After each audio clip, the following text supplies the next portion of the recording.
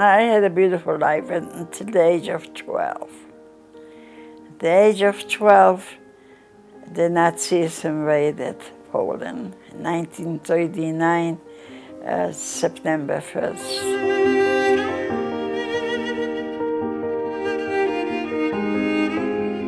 Yeah, I was born in Germany on May 11th, 1933. But I lived in Germany until I was 6, and I was an eyewitness to Kristallnacht. I saw our synagogue being torched that night.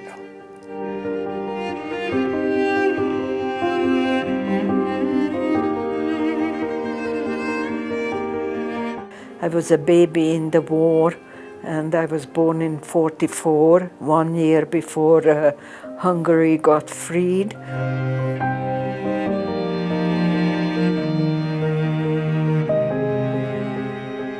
Several years ago, I began photographing Holocaust survivors, starting at the Holocaust Museum in Chicago.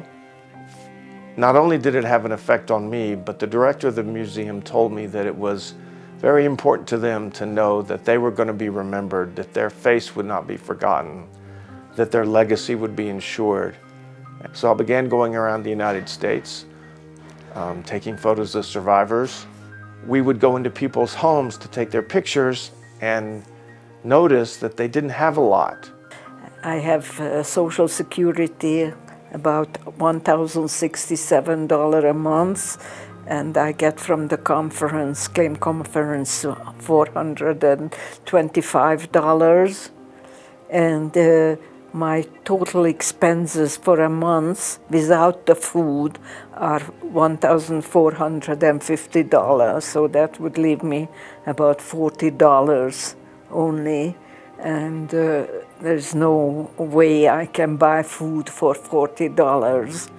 My car was overheating, and I had to take it in and have some work done on it. And I recently went on dialysis, and I have some dental problems, and it just keeps adding up. I was okay until my husband passed away, but my husband passed away. When John and I realized that there were 100,000 survivors living in the United States, and 30,000 to 35,000 of them were living in poverty and struggling with day-to-day needs, we decided we had to do something.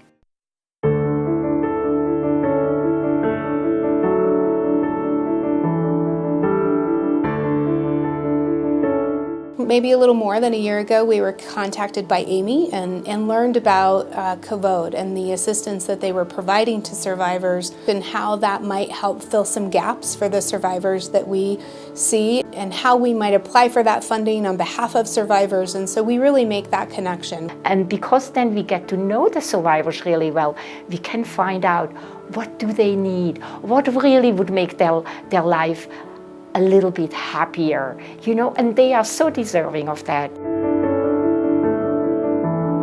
We use gift cards because anybody could walk into a store, grocery store, pharmacy with a gift card, and no one's going to ask them a question. They won't be seen as different, and that's part of the dignity piece. If I go to King's Super and I know I have that KAVOD to pay the groceries, it helps a lot.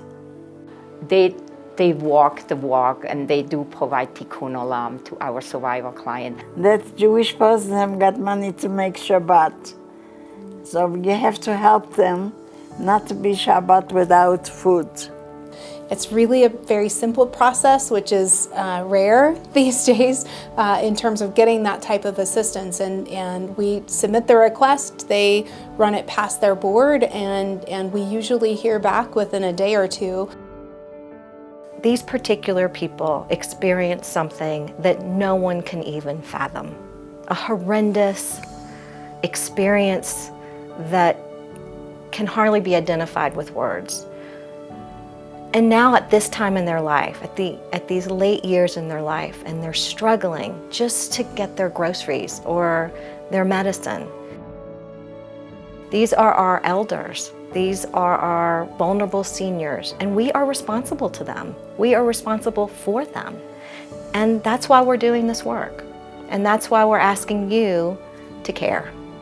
and for you to know that this is happening, and we have just a few more years with these people to be a witness to their stories, to be here for them, and to help them. Well, I'm very grateful to KAVOD and the people who donate money to it, because it helps people like me who are survivors of the Holocaust. We are all old and we are down on our luck, some of us.